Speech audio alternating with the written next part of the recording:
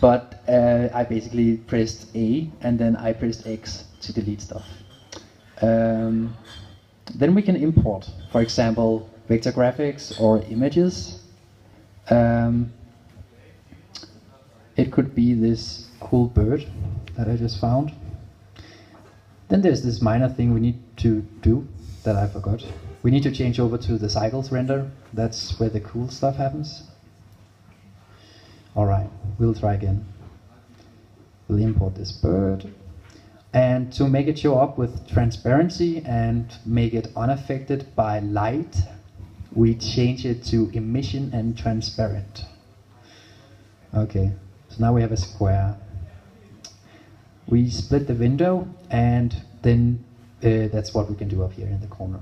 Yeah, and then we can then we can change the viewport shading to rendered mode. And there's your bird. It looks awesome.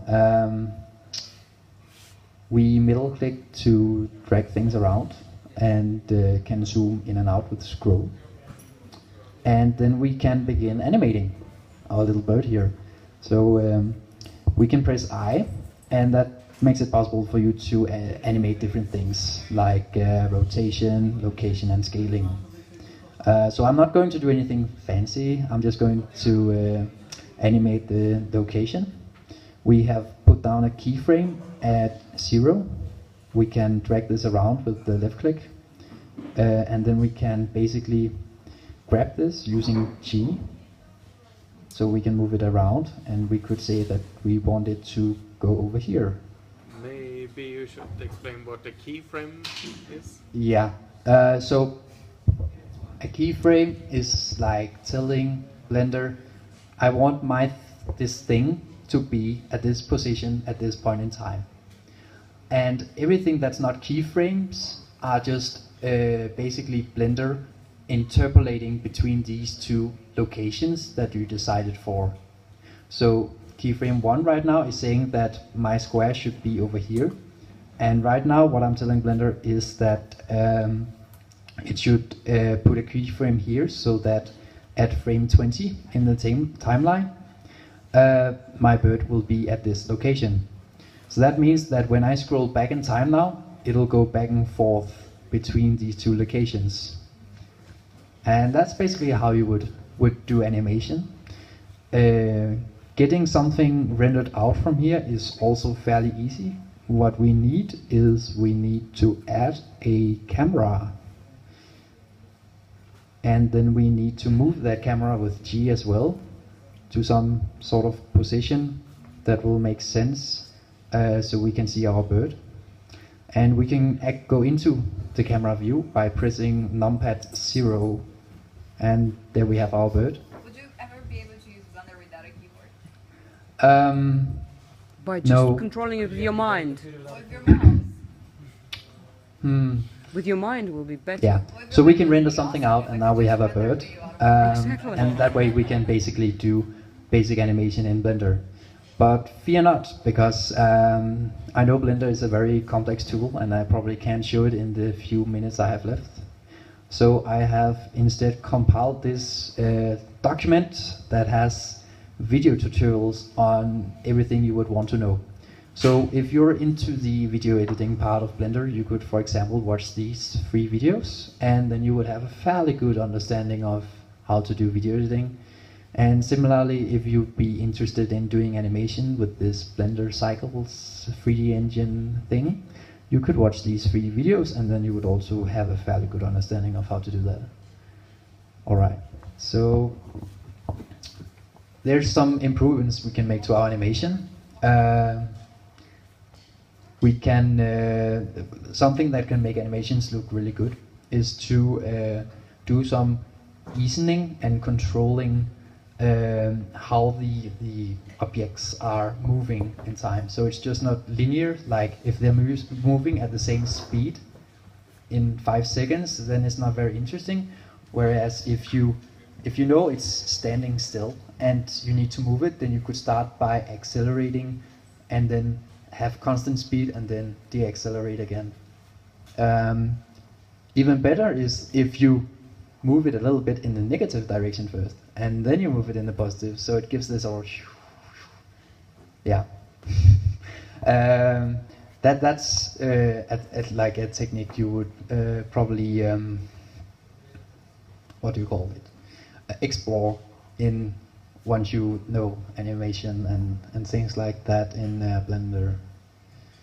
Yeah, and a really important point would be to get feedback on the animations you do, because it's very easy to steer yourself blind in all these things once you are into it, and then you easily miss timing issues and things like that.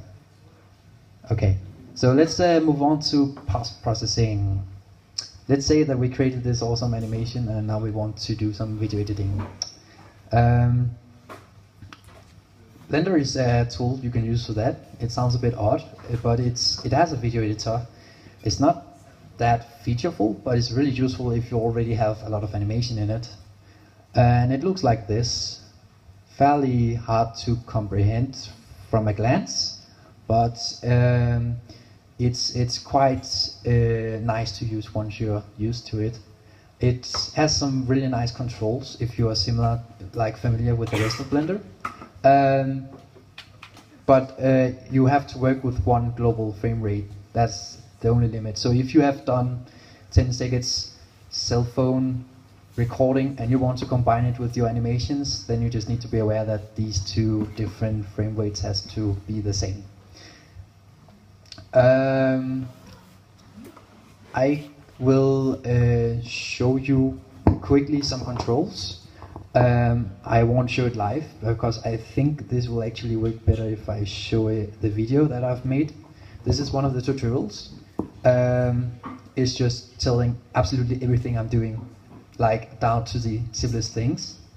So basically you can, for example, hold middle click down to pan around. The way that the video editor is made is that you are very much like editing an image in, for example, GIMP. You have layers. Each of these are different layers, and you can pan around in the scene. Furthermore, you can also do zooming with another shortcut called Control and middle click drag, and then horizontally. Then you get something like this. And then we can begin adding things to our VSC. We have some different options over here, so we can add movies or images or even image sequences.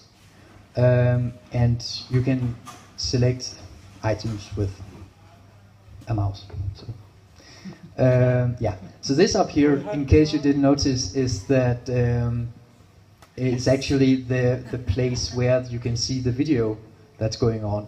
And we can move in time by dragging around with the timeline and using the left mouse button. So this video is available to you, and it's not that long even, so you can actually learn the video in 5 minutes.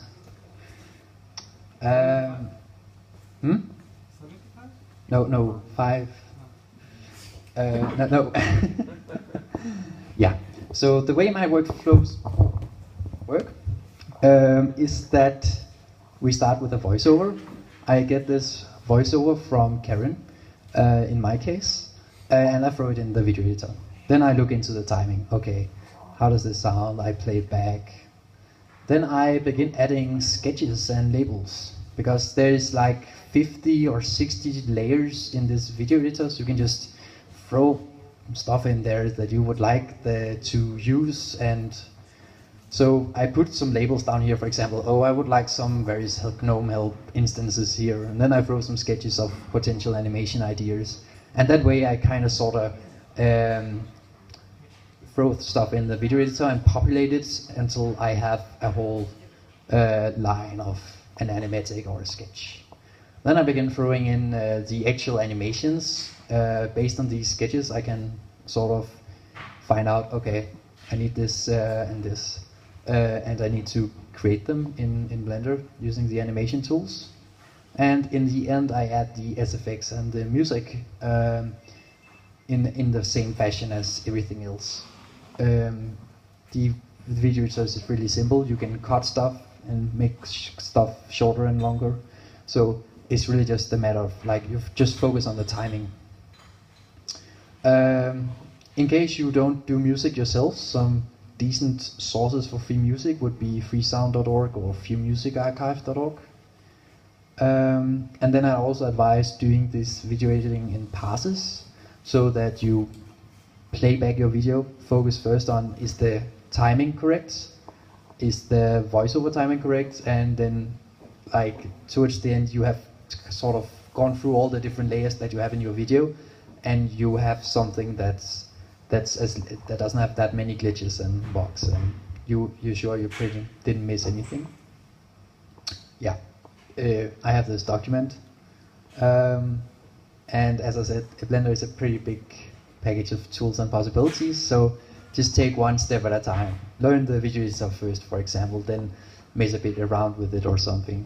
The way I started was that I did this short advertisement for fun in Blender, where I just got introduced to stuff like how to cut, how to do color grading, camera shaking, and things like that. Then I made a silent film to work with histograms in the video editor and things like that, and then I moved on to animation later on. But that's of course totally up to you how you want to do it. Yeah, some tools that were demonstrated in this presentation. Do feel free to send them a coin or two. And also a big thanks to I think the project that made this font in this presentation, Encode Sans. If you thought it was nice to read, then that's also a decent place to place a coin. And that's my presentation.